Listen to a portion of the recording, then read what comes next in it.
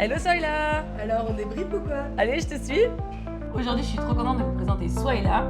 Son profil est hyper stylé, c'est pour ça que je lui ai proposé de venir sur Débrief. Donc merci d'avoir accepté l'invitation. Je t'en prie, avec grand plaisir. Vous allez voir, c'est une méga battante. Elle va avoir plein de conseils à vous donner. Franchement, j'ai trop hâte de t'interroger. Et je te propose de commencer sans plus attendre. Let's go. Alors, première question, c'est qu'est-ce que tu voulais faire quand tu étais petite et pourquoi? Moi, très jeune, j'ai toujours voulu être avocate. Depuis la cinquième, ça a un peu changé entre-temps. J'ai envisagé la médecine. Mais depuis toujours, c'était en moi et je voulais être avocate. Et c'est ton ADN. Et Ouais, justement, c'est ça. aujourd'hui, c'est ce à quoi tu aspires. Ouais. Et je te propose de nous montrer un peu ton parcours très rapidement, le milieu dans lequel tu as grandi, les études que tu as faites et ton métier. Et ensuite, on va rebalayer un peu étape par étape. Ok, ça marche.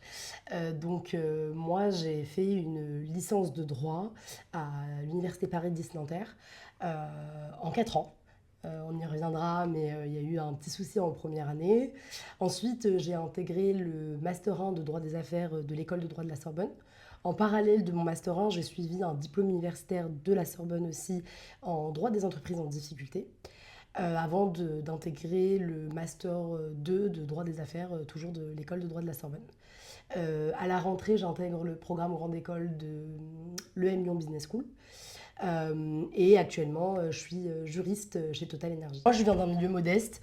Mes parents, mon père a fait des études supérieures, mais pas ma mère. Et c'est un milieu modeste.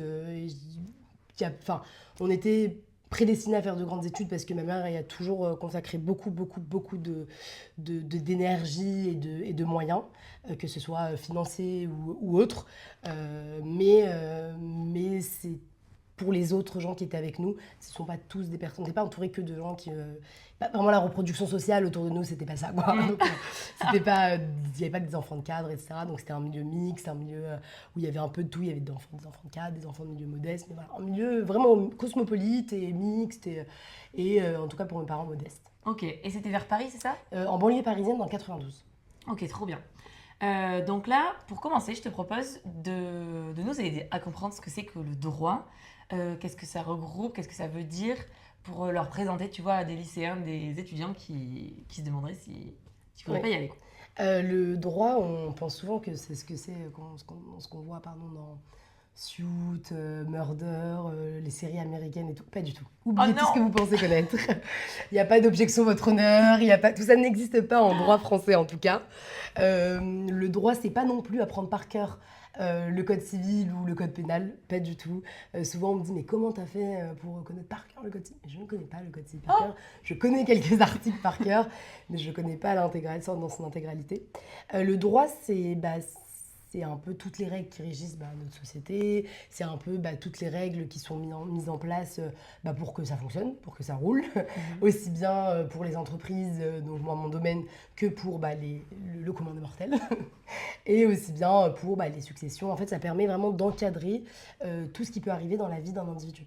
Donc de sa naissance à sa mort, en passant par sa carrière professionnelle, sa vie familiale, sa vie personnelle. Donc vraiment, c'est très large de droit, il y a différents types de droits, et c'est vraiment toutes les règles qui permettent d'organiser et d'encadrer la vie de tout un chacun. Ok. Voilà. Et donc, si je comprends bien, il y a le droit pour les individus et le droit pour les sociétés et les entreprises. C'est un petit peu plus complexe que ça. On peut classer ça en 3 grandes parties. Il y a tout ce qui va être droit pénal. Donc là, c'est vraiment quand vous faites une bêtise, pour le dire de façon très simple. Donc là, c'est quand on commet une infraction, on va avoir affaire au droit pénal. Donc là, c'est toutes les règles qui sanctionnent et qui réprimandent et qui prévoient des sanctions pour les gens qui commettent des infractions. Ensuite, tu as le droit, on va dire, plutôt public. Donc là, c'est dès lors que tu vas avoir un problème avec une administration publique, donc l'État. Donc si tu as un problème avec la Sécu, si tu as un problème avec l'État directement, si tu as un problème avec les impôts, etc., tout ça, c'est le droit public. Et après, encore, ça se subdivise dans plein de droits publics, mais en tout cas, voilà, grande famille. Et ensuite, le droit privé. Et donc, le droit privé, c'est droit des personnes. Donc, comme on a dit, la vie, donc la succession, le droit de la famille, tout ça. Ça va être le droit du travail. Ça va être le droit des entreprises, ça va être, voilà, je pense qu'on a fait un peu le tour, mais c'est le droit civil, donc c'est tout ce qui touche soit les personnes entre elles, soit avec une entreprise, soit tout ça. Ok. Voilà. Et toi, ce qui te plaît, c'est donc le droit des entreprises. Ouais, moi, c'est dans le droit civil, une partie qui s'appelle le droit des affaires, donc une grosse, énorme partie, qui encore dedans se subdivise. Moi, ce que je fais précisément, c'est du corporate M&A. Ça parle pas trop comme ça, c'est plutôt du droit des sociétés, vraiment du droit des sociétés. Et donc, ça va être tout ce qui est création de société, formalité à accomplir pour créer une société, tout ce qui va être achat, quand des entreprises vont acheter d'autres entreprises, quand une entreprise va fusionner avec une autre entreprise. Donc voilà, c'est le M&A, ça veut dire Merger and Acquisition en anglais, ce qui en français veut dire fusion-acquisition. Et du coup, ça permet de pouvoir acheter des boîtes, organiser l'acquisition, la fusion de groupes d'entreprises ou d'entreprises. Ok. Voilà. Ouais, donc ça, c'est une branche hyper précise. Et comment est-ce que t'en es venu à cette branche-là? Parce que quand même, Alors, est-ce que quand tu étais en terminale, tu savais plus non. ou moins Moi, j'ai fait du droit parce que je voulais sauver les femmes. Hum. C'est une cause qui me tient à cœur et tu le sais, on en a déjà parlé. Moi, j'ai fait du droit pour me battre pour les femmes. Ça a beaucoup changé, je me retrouve à me battre pour des entreprises. Mais en fait, malheureusement, on est un peu utopique quand on commence à faire du droit. Et déjà, on pense qu'on va pouvoir sauver un peu la veuve et l'orphelin. Ce qu'on peut faire, mais c'est un peu compliqué. Moi, j'ai fait du droit parce que je voulais, en tout cas, défendre les femmes victimes de viol, victimes d'agressions sexuelles, victimes de féminicide. C'était vraiment pour ça. Sauf qu'en fait, j'arrive en licence, donc déjà la fac, c'est vraiment, je pense qu'on va un peu en parler après, mais c'est vraiment un environnement très différent. On est un peu perdu, on se demande souvent si on a bien fait d'être là.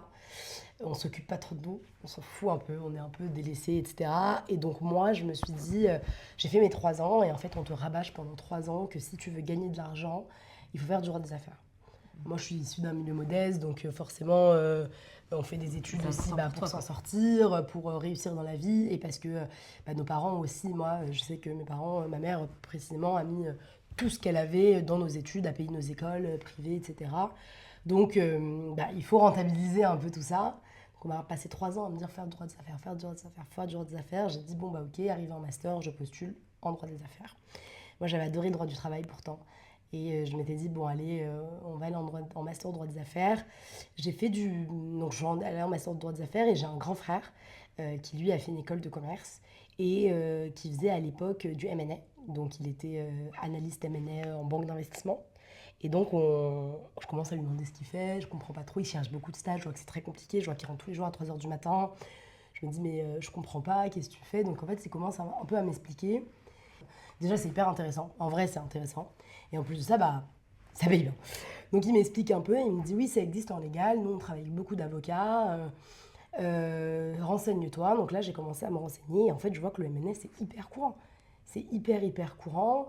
Beaucoup de monde en font. Tous les gros cabinets d'avocats ont un pôle corporate M&A. Donc, je me dis, je vais faire ça. Un peu comme ça. Et donc, nous, en corporate M&A, on ne fait pas que de la fusion-acquisition. Les gros cabinets ont des pôles vraiment que fusion-acquisition. Dans la plupart des cabinets, si vous faites du M&A, vous faites du corporate, c'est-à-dire tout ce qui est droit des sociétés, donc création d'entreprise, immatriculation, modification de statut, etc. Et aussi du M&A, donc des fusions et des acquisitions. Donc j'en suis arrivée là comme ça, pardon. Et donc après j'ai commencé à chercher un stage, j'ai fait un stage en cabinet d'avocat, j'ai découvert ça. Et toi en tant que meuf, comment ça se passe? Parce que souvent on parle du monde de la finance et on sait que déjà d'une part il n'y a pas beaucoup de meufs et d'autre part c'est aussi parce que parfois elles sont pas forcément bien traitées. Donc, ouais. En droit c'est différent parce qu'on est une majorité de filles. En droit, moi je les ai cherchés, les collègues mecs en droit dans les amphis, c'est je crois du 80% de filles quoi. Il y a peut-être du 60%, enfin je sais. Mais il y a énormément de filles. Enfin, moi, dans mes classes de TD, il y avait souvent 5-6 mecs et puis après 20 filles, quoi. Donc, ouais, il y a beaucoup de filles en droit. C'est connu pour être un milieu de filles, enfin, un milieu plutôt féminin, plutôt. Donc, en cabinet d'avocat, moi, j'ai jamais eu de soucis à me dire qu'il n'y a pas de femmes. Non. Les cabinets, ou que ce soit les cabinets ou chez Total actuellement, chez Total, on est plus de filles. Et en cabinet d'avocat, j'ai fait un stage dans un cabinet d'avocat, on était plus de filles aussi. Et je crois qu'il n'y a pas de gros problèmes dans les gros cabinets en M&A où il y aurait plus... Enfin, vraiment pas de filles, quoi, non. En finance, oui, c'est connu, c'est réputé, il y a beaucoup d'hommes. En droit, je trouve que vu qu'en fait, il y a beaucoup de femmes, il y a beaucoup de filles, beaucoup de juristes, Du coup, ça équilibre un petit peu en M&A. Il y a plus d'hommes peut-être qui en font, mais du coup, vu qu'il y a plus de filles qui font le droit tout court, je trouve que ça s'équilibre pas mal. Donc, je pense qu'il n'y a pas de gros problème, quoi. Ok. Voilà. Et donc toi, ensuite, après avoir fait ce master-là, tu enchaînes sur une école de commerce. Oui. Est-ce que tu peux nous dire aussi pourquoi? Bien sûr. Ouais. En fait, Dans souvent, la continuité de ton parcours. j'ai pas mal vu des annonces de stages. Et donc, ces cabinets-là, souvent, ils demandent, en plus d'un très bon master de droit, ils demandent, en plus, ils s'apprécient en tout cas soit un LLM, soit une école de commerce. Ok. Donc, moi, je voyais un peu sur les annonces, école de commerce très appréciée, parcours en école de commerce très apprécié, LM ou école de commerce très C'est quoi appréciée. LM juste? LLM, je sais que c'est juste, j'en ai pas fait, malheureusement, mais c'est un diplôme qui se passe sur un an, qui se déroule sur un an et qui se déroule souvent dans un pays anglo-saxon. Ok. Donc soit au Royaume-Uni, soit aux États-Unis. Et sur un an, vous partez, vous étudiez là-bas. Et donc ça donne une petite plus-value d'un parcours un petit peu international. Et en plus d'un diplôme soit américain. Donc en fait, vous obtenez un LLM des deux facs. Et donc c'est toujours en plus dans les cabinets anglo-saxons. Les plus gros cabinets à Paris, c'est des cabinets anglo-saxons ou américains. Okay. Donc c'est toujours apprécié. Et en fait, je voyais ça sur les annonces. Donc le LLM, moi, j'avais pas un très bon niveau d'anglais et ça coûte très cher. C'est ça le problème ça aussi. Coûte très, très, très, très cher. C'est-à-dire que c'est du 100 000 euros. Oui, moi, j'ai une amie qui en a fait un à Washington. Elle a payé 100 000 euros. Elle est encore en train de rembourser son LLM. Wow. Après, c'est un investissement, tu vois, c'est comme tout. Mais moi, je pouvais pas me le permettre, 100 000 euros. Puis après, vous payez son appartement aux États-Unis. La vie aux États-Unis est très chère. C'est très compliqué, il faut être pris. Il n'y a pas beaucoup de place. Donc, j'ai beaucoup de contraintes. Et par contre, les écoles de commerce, je me suis dit, why not ? J'ai un peu réfléchi, j'ai un peu demandé conseil autour de moi. On m'a dit que c'était vraiment une plus-value. Et du coup, j'ai commencé un peu postuler aux écoles de commerce. Et c'est pourquoi j'intègre le PGE en septembre. Stylé. Et donc ça va te faire à peu près un doctorat, on va dire, en termes de nombre d'années d'études? Du coup, là, j'ai un bac plus 5, je vais faire 2 ans, ça va être un bac plus 7. Et après, faire l'école du barreau, enfin l'école d'avocat, l'EFB, pour les facs parisiennes. Et c'est 1 an et demi, c'est 18 mois. Donc ça me fera à peu près un bac plus 7, 5, 6, 7, 8. Un bac plus 8 et demi, 9. Ah ouais, donc quasi doctorat. C'est ça, j'aurais peut-être dû faire chirurgien. Je gagnerais plus d'argent et ça, c'est quelque chose de très important qu'il faut se dire pour les études de droit. Ne faites pas de droit si vous le faites uniquement pour gagner de l'argent. Il y a des études beaucoup plus courtes qui vous ramèneront plus vite beaucoup plus d'argent. Il ne faut pas que la motivation quand on fait du droit, ce soit gagner de l'argent. Pour être avocat, il faut au minimum faire 7 ans. Donc, il ne faut pas que la seule motivation des étudiants, ce soit faire de l'argent et vite. Non, il faut vraiment que moi, c'était une conviction, c'était une passion. C'est pour ça que je l'ai fait. Après, j'ai essayé de trouver aussi dans ma passion le domaine qui me permettrait un peu aussi de gagner correctement. Mais il faut vraiment, moi, c'est ce que je dis à tout le monde, ne faites pas du droit. Si votre seule motivation, c'est de gagner de l'argent, vous allez être déçu. Ok. Voilà.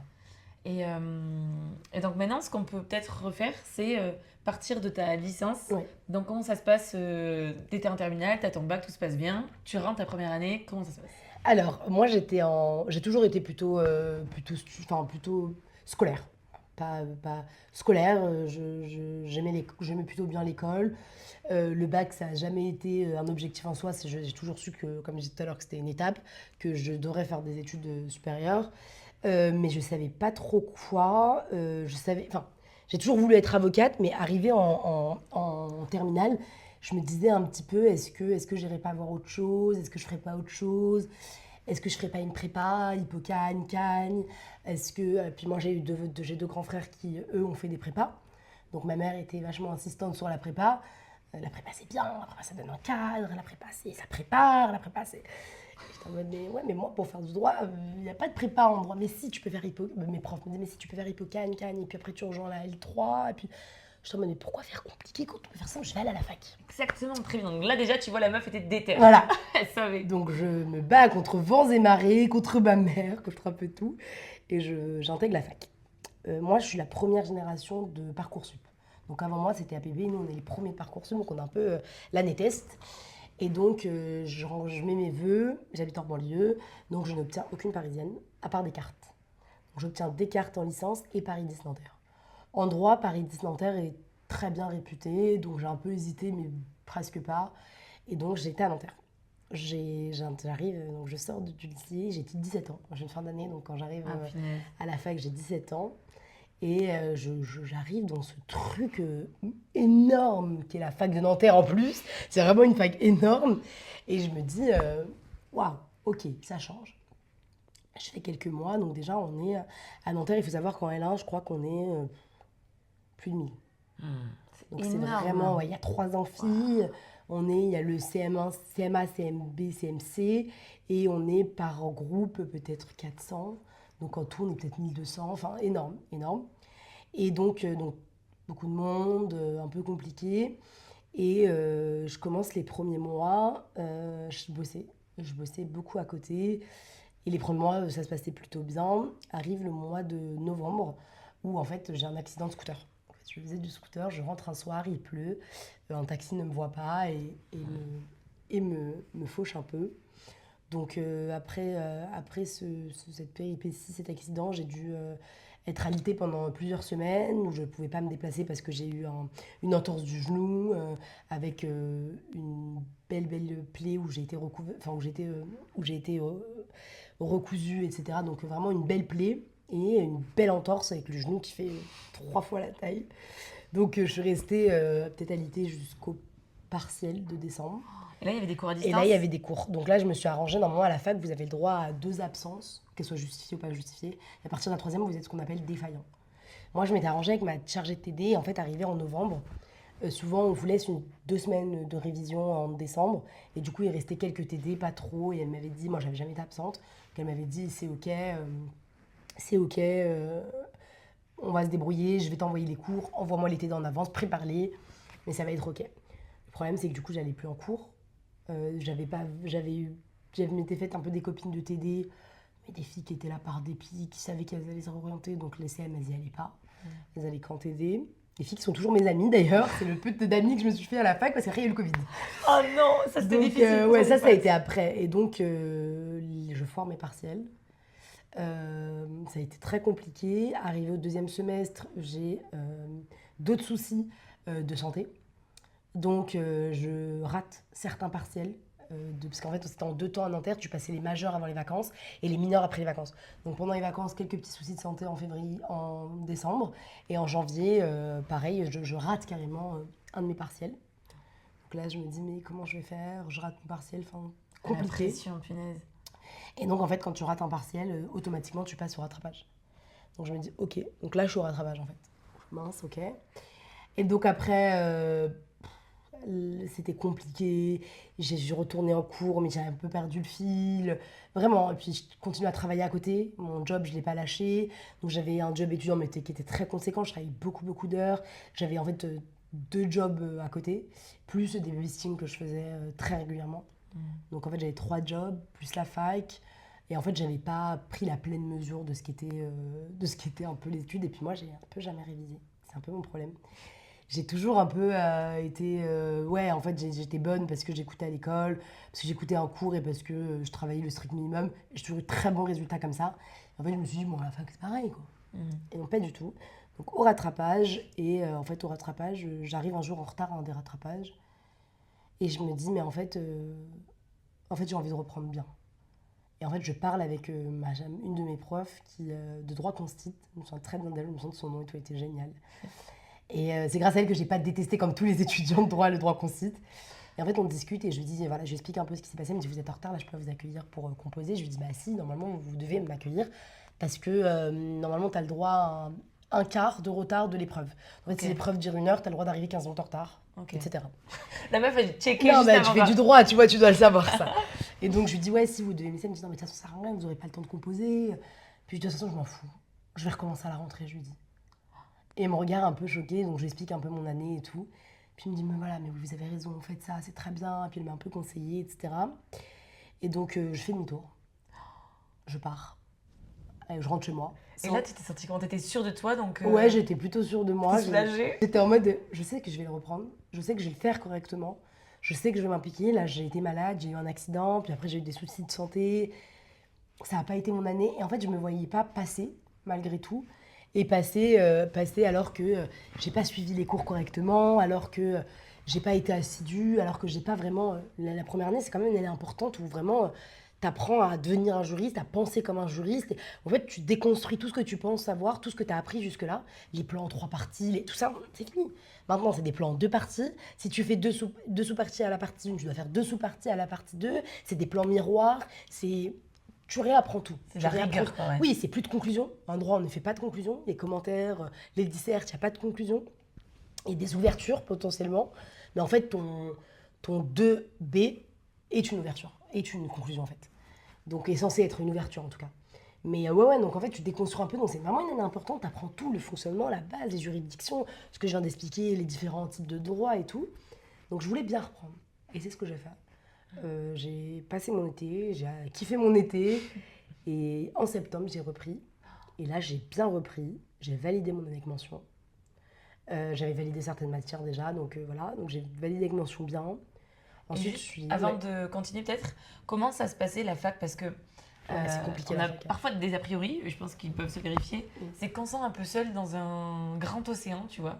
Et peut-être pour réviser, après tu peux faire des groupes de potes avec lesquels... mais est-ce que c'est vrai? La fac, c'est pas l'endroit où je me suis fait plus de potes. C'est difficile en fait de se faire une bande. En fait, c'est quoi? Ouais. En fait, il faut aller à tous les amphis. Si, moi, comme moi, j'allais pas trop aux amphis.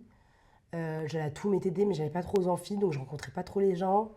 Les gens de ton DD, ça passe ou ça casse. Il y a aussi des gens qui étaient ensemble au lycée, donc qui se retrouvent, qui sont déjà potes. En vrai, moi, j'ai plein de potes qui se sont fait des potes et tout. Moi, en tout et pour tout, je crois, durant mes 3 ans de licence, je me suis fait 4 potes. Ok, ouais. Voilà, qui sont toujours quasiment mes potes. Un par année. Voilà, quasiment un par année, et dont 2 qui se sont réorientés après la L1, donc qui font plus du tout de droit aujourd'hui, et qui n'ont pas du tout été avec moi le reste du cursus, en fait. Et en fait, de gens qui étaient avec moi, avec qui je suis encore pote aujourd'hui, 4. Mais ouais, non, c'était moi, après, j'étais vachement... je sortais du boulot, j'arrivais, j'allais en TD, ouais. En fait, je me suis pas non plus intégrée beaucoup. C'est ça la galère, je trouve, quand t'as un job étudiant, c'est que forcément, tu peux pas t'intégrer aussi facilement que ceux qui sont là H24. C'est ça, et puis la fac, c'est pas les écoles de commerce, donc t'as pas toute la vie associative de la fac. Après, je pense qu'il y a pas mal de gens qui se faisaient potes en restant sur la pelouse de Nanterre, en buvant des bières, en jouant...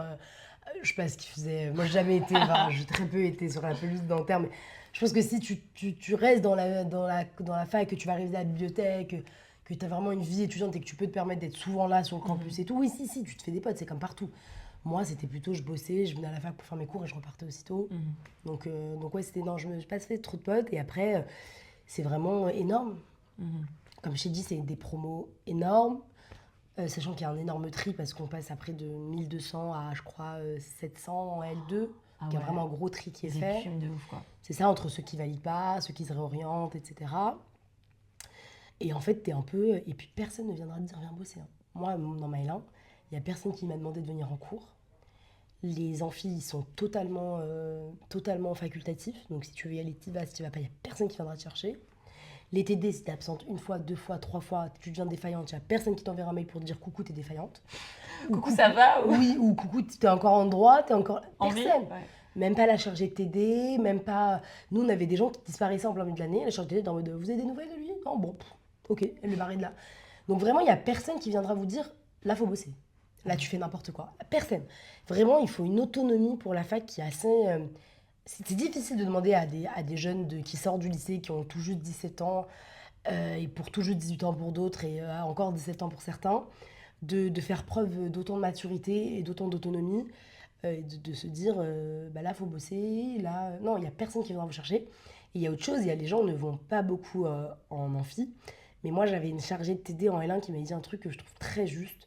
Elle avait dit, les amphis et les TD, c'est comme des Legos. L'un vous donne les pièces et l'autre vous donne le mode d'emploi pour construire, en fait. Et en fait, sans l'un, vous n'avez que les Legos et l'autre, vous ne pouvez pas construire. Donc en fait, il faut vraiment avoir les deux, compléter les deux. Vraiment, ils étaient complémentaires pour pouvoir fabriquer des figures, des trucs, des machins. Et je trouvais ça assez juste. Et souvent, les gens ne vont pas en amphi. Mais en vrai, la matière du cours est donnée là et en TD, juste tu l'appliques. Tu apprends à l'appliquer, en fait. Et du coup, quand tu vas pas en TD aussi, c'est un peu compliqué. Mais la fac, c'est difficile. La fac, il faut prendre la pleine mesure de ce que c'est. Il faut être conscient, mais il faut être complètement autonome, il faut être mature. Il faut se dire, j'ai envie de réussir. Parce que si vous n'avez pas envie de réussir, il n'y a personne. C'est pas comme en prépa où on venait vachement derrière vous. On vous demande... à la fac, on va vous demander beaucoup de rendus. Si vous ne les rendez pas, on vous met juste 0, quoi. C'est Ouais. tout. Si vous ne présentez pas un TD, vous êtes juste absent. Et si vous ne présentez pas un examen, vous êtes juste défaillant. En fait, il n'y a pas tellement d'accompagnement et de cadre. Et si vous redoublez, on ne vous envoie pas un mail pour vous dire vous passez telle matière à tel jour. Non, vous devez regarder vous-même votre relevé de notes, regarder là où vous n'avez pas validé, aller regarder le planning des rattrapages et vous pointez tout seul au rattrapage. Ah Ouais, ouais. la fac, c'est un peu compliqué en vrai. Faut T'es être un conscient. électron libre, quoi. C'est ça, exactement. Et je sais pas si tu sais ou pas, si tu as pu comparer avec d'autres facs, est-ce que ça a une réelle importance le classement des facs de droit? Pour le diplôme, oui, Ouais. c'est très important. Voilà. Mais pour le master plutôt. Pour la licence, on s'en fout. La licence, on s'en fiche, vous pouvez même la faire en province, vous pouvez la faire n'importe où, ça n'a pas vraiment de réelle importance. Ce qu'il faut faire, c'est être bon, avoir de très bons résultats pour justement passer la sélection en master et là pouvoir demander les excellents masters. Et vraiment, moi je ne savais pas, mais l'année qui compte le plus, c'est le premier semestre de la L3. Ok. En fait, quand vous allez postuler au master, vous allez renseigner tous vos bulletins. Mais moi, je pense que celui qui a vraiment le plus d'importance, c'est vraiment le premier semestre de la licence, de la L3, où là, ça va vraiment être important vos notes, mais tout le long. Donc, il vaut mieux être bon, très très bon, voire excellent, dans une licence, dans une fac moins bonne, plutôt qu'être moyen ou pas très bon, ou validé tout juste à 10 dans une fac excellente. Ok. Parce que le Sorbonne, par exemple, si vous n'avez pas de bons résultats à votre licence, on ne vous garde pas. On va plutôt prendre ceux de Bordeaux, de Lyon, etc., qui eux ont eu très bons résultats. Ok, c'est cool. Mais dans tous les cas, ce qu'il faut se dire aussi, c'est que si on vise des gros cabinets, ben, quitte à faire un crédit, parce que franchement, je pense à tous ceux qui viennent de province, enfin, en tout cas pas de Paris, c'est hyper cher, c'est inaccessible, enfin, ça peut être très difficile. Bien sûr. Et dans la mesure du possible, peut-être essayer de faire un crédit ou quoi. Pour un C'est master à rentable. Paris, ah oui, bien sûr. Si la suite. Pour un master à Paris, si vous voulez faire des gros cabinets d'avocats, il faut faire de très bons masters. Après, il y a de très bons masters aussi en province. Je sais que Aix-Marseille, c'est une fac qui est assez bien vue pour son master. Mais ouais, pour le master, je pense que c'est important de miser sur un bon master, quitte à peut-être refaire un M2 un peu plus spécialisé. Si on a fait un M1 ou un M2 ailleurs, faire peut-être un M2, redemander un autre M2 à Paris. Mais oui, c'est important que le master. Il faut que quand le cabinet d'avocats qui va vous recruter prenne votre CV, qu'il puisse voir quelque chose d'où il vient lui-même. Il faut qu'il se dise ah ouais, moi j'ai fait ce master et ce master il est très bien. Oui, moi je connais mon associé, il a fait ce master il est réputé. Ce master, on donne de bonnes connaissances. Ce master, il a de très bons profs, des profs très connus qui écrivent, qui font de la doctrine. Et en fait, voilà, parce que la renommée, en vrai, elle dépend aussi un petit peu des profs que tu as. Donc pour les masters, pour les licences, on s'en fout. C'est ce que je disais l'autre fois, je parlais avec une petite sœur d'un ami. Je lui disais, pour la licence, c'est pas grave si tu restes en province. Il n'y a aucun souci. Par contre, sois très bonne dans ta licence pour justement avoir les excellents masters parisiens. Voilà. Ok. Et donc après, tu finis ta L3. Ouais, je finis ma L2. Pareil, je valide avec mention. Je passe ma L3, je valide aussi avec mention. Et donc là, j'obtiens un peu le Saint Graal. En fait, il y a autre chose qui a été un peu compliqué. C'est qu'en L3, moi, à l'époque, il n'y avait pas une plateforme où on postulait pour tous les masters. En fait, chaque fac avait son propre espace e-candidat. Donc en fait, et avec des dates très différentes. Donc il y en a, les candidatures, elles fermaient en février. D'autres, elles fermaient en juin. Donc en fait, il aurait fallu que je sois très organisée, ce que je n'étais pas, et que je fasse, comme certains, un petit calendrier en fait, de toutes les dates auxquelles je devais postuler. Ce que j'ai pas fait. Donc en fait, j'ai loupé pas mal de facs. J'ai loupé Descartes. J'ai loupé un peu les de province, donc mes bonnes facs de province, genre Bordeaux, je l'ai loupé. J'ai loupé pas mal de facs. Pas mal de facs. Et après, je me suis réveillée, je me suis dit, bon là, il ne faut plus louper. Et j'ai loupé surtout ma fac, donc Nanterre. Donc là, j'ai été très très mal. Quand j'ai découvert que j'avais loupé Nanterre, j'ai pleuré. Parce qu'en fait, Nanterre, c'était la fac que j'avais le plus de chances d'intégrer parce que j'avais fait ma licence là et qu'ils gardent pas mal d'étudiants. Donc je me suis dit, mais si ma propre fac, ma maison mère, le produit dont je sors, j'ai pas postulé, où est-ce que je vais finir en fait? Donc là, Méga stress. Les dépressions. Donc, je postule à Saclay, qui est une assez bonne fac quand même. Je postule à Cergy. Je postule malgré tout à Paris 1 et Paris 2, malgré que j'ai pas un dossier de dingue. Et c'est pour ça qu'il ne faut pas se censurer. C'est ce que je te disais, vraiment la pire des censures, c'est l'autocensure. De se dire qu'on ne peut pas le faire ou qu'on ne sera pas pris. En fait, qui ne tente rien n'a rien. Si tu postules même pas, c'est sûr que tu ne seras pas pris. Mais postule, ça Ça coûte rien.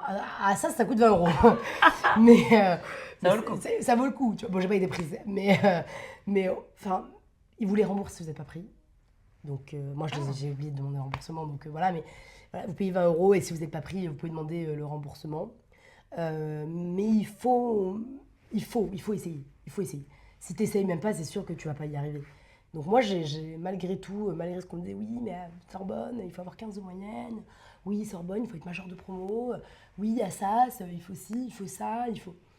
J'étais en mode... Il ne faut pas toujours écouter les conseils qu'on nous Très donne. important. Ça, c'est très important aussi. Parce que des fois, les gens pensent connaître, pensent savoir mieux que toi, pensent que... Moi, si j'avais écouté les gens, en vérité, ils me disent, oui, t'as un redoublement, etc. Moi, si j'avais écouté les gens, je ne rentrerais pas au PGE de l'EM là, à la rentrée. Je n'aurais pas fait un master de l'école de droit de la Sorbonne. Parce que les gens me disaient, mais avec un redoublement, il n'y a aucun master qui prendra. Et j'y ai cru un quart de seconde. Je me dis, merde, qu'est-ce que je vais faire? Qu'est-ce que je vais faire? Et en fait, non. En fait, il faut pas se censurer, c'est passé. J'ai eu mon master à la Sorbonne, j'y suis rentrée et j'étais hyper contente. J'étais trop contente. Mais si j'avais écouté, peut-être que je n'aurais même pas postulé en me disant, mais ils vont jamais me prendre. Bah, c'est clair. Donc, mais après aussi, ceux qui font la sélection, ils sont bien au courant qu'il y a des bifurcations dans un parcours d'orientation, que c'est jamais tout linéaire et que tu peux avoir des problèmes de santé en déjà, plus. Et puis après, il suffit de bien se rattraper. Voilà, quelqu'un qui a mal commencé mais qui ensuite finit très bien, c'est mieux que quelqu'un qui a jamais redoublé, toujours été, mais qui a toujours été juste. Moi, par exemple, j'ai eu, pour prendre un exemple, j'ai un très bon ami qui fait du droit aussi, qui a jamais redoublé, qui a toujours validé, mais un peu juste, à Nanterre avec moi, et qui est arrivé en L3 à la sélection des masters. Il n'a eu aucun master. Au mois d'août, il n'avait aucun master. Là où moi, j'ai eu la chance, en tout cas, dès juin, avoir 6, 7, 8 propositions de master. J'ai passé plein d'entretiens qui sont très bien passés. J'ai été prise, alors que j'avais un redoublement, lui, aucun. Ouais. Donc, faut pas toujours écouter ce qu'on nous dit. Carrément. Et en plus, ça prouve ta détermination. Je trouve que tu as redoublé alors que tu aurais pu, à la limite, l'avoir juste. C'est ça, exactement. Dis, non, je me retape une année avec toutes les galères que ça avait. Après, il faut pas faire ça. Hein. Faut bosser dès le début. Oui, non, bien voilà, sûr. moi, il y a des circonstances aussi un petit peu qui m'ont mis des coups et où, voilà. Mais ça peut rassurer, si vous pouvez faire one shot en étant excellent, il faut le faire. Si on peut être excellent. Mais oui, il faut pas se dire que parce que vous avez redoublé une année, c'est fichu, vous serez jamais avocat, vous serez jamais juriste, vous aurez pas de bon stage. Non, ça c'est faux. Faut pas penser ça. Et tu nous as dit que tu avais suivi un DU en même temps que ton Master 1. Est-ce que tu peux nous en parler, nous dire ce que tu as appris, à quoi ça sert? Du coup, en même temps, en parallèle de mon Master 1 de droit des affaires, j'ai décidé de suivre le DU de droit des entreprises en difficulté qui était dirigé par le même professeur que mon Master, et parce que ça m'intéressait. Je trouve ça hyper intéressant, le droit des entreprises en difficulté. En gros, c'est les redressements judiciaires et tout ça? C'est exactement ça. C'est un peu toutes les procédures qui permettent de restructurer une entreprise. Donc, soit de la restructurer, soit de la liquider. Ou alors, en amont, les procédures amiables.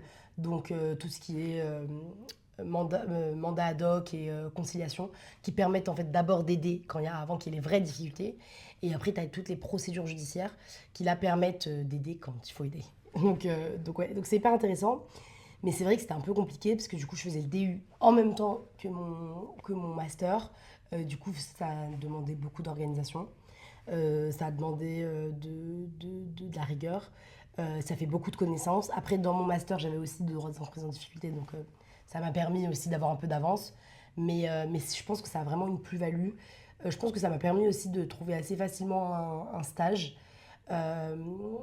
Et ça aussi, on en reparlera, mais les stages, c'est hyper important. En droit, les stages, c'est même pas important, c'est primordial, c'est crucial. Il faut, mais dès la L1, il faut faire des stages, en fait, il faut que dès que vous rentrez à la fac, vous n'ayez plus un seul été où vous avez 4 mois de vacances. En fait, vous finissez l'école en mai, mais justement, c'est fait exprès pour que justement vous fassiez des stages. Donc dès la L1, je sais que c'est dur. Le premier stage, c'est le plus dur. C'est le plus, surtout en licence. Ils n'aiment pas prendre des licences. Même des stages où vous n'êtes pas payé, c'est compliqué parce qu'il faut bosser, mais prenez un job à côté, redoublez d'efforts, mais ça payera. Moi, aujourd'hui, j'ai beaucoup moins de difficultés que des gens qui sont à l'EFB qui n'ont encore jamais fait de stage. Et forcément, quand tu arrives à l'EFB, tu n'as encore jamais fait de stage. Forcément que ça va être compliqué de décrocher un bon stage. Mais les stages, c'est essentiel. Et du coup, moi, je pense que ce DU, il a rajouté une plus-value.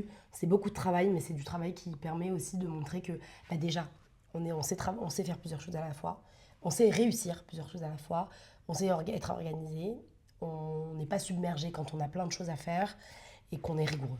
Donc je pense que ça a été un très bon choix. Et puis en plus, moi, c'était un DU qui était fait à distance, donc j'avais pas besoin d'aller à des cours. Les cours étaient en vidéo, en ligne. Ok. Donc c'était vachement pratique. Et surtout que c'est un très très bon DU, c'est un des meilleurs DU. Donc le DU de droit des entreprises en difficulté de Paris 1, si vous voulez, si le restructuring et les opérations comme ça un peu vous intéressent, il est très très bien pour une première entrée en matière. Et est-ce que ça t'a servi justement pour ta candidature en école de commerce? Parce que je sais pas si ça se fait beaucoup d'accueillir quelqu'un qui vient du droit. Ouais. Comment ça s'est passé? Alors, pour les écoles de commerce, clairement, les profils de droit, on n'est pas majoritaire. Il y a quelques personnes qui ont fait juste la licence.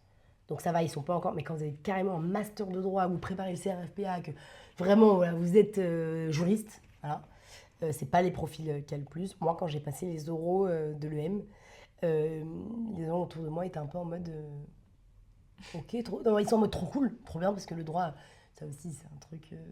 Ça fait sensation. Hein. Voilà. Ouais, Je fais du droit, je fais du bonsoir. droit, j'ai un master de droit des affaires ou un master de droit tout court.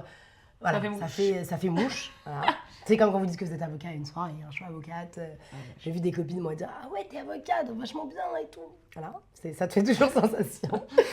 Mais du coup, tout le monde était un peu en mode trop cool, mais du coup, pourquoi une école de co?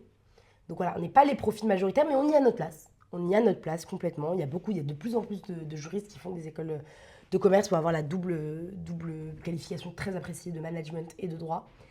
Mais c'est vrai que c'est un peu compliqué parce que du coup, vous allez devoir préparer des...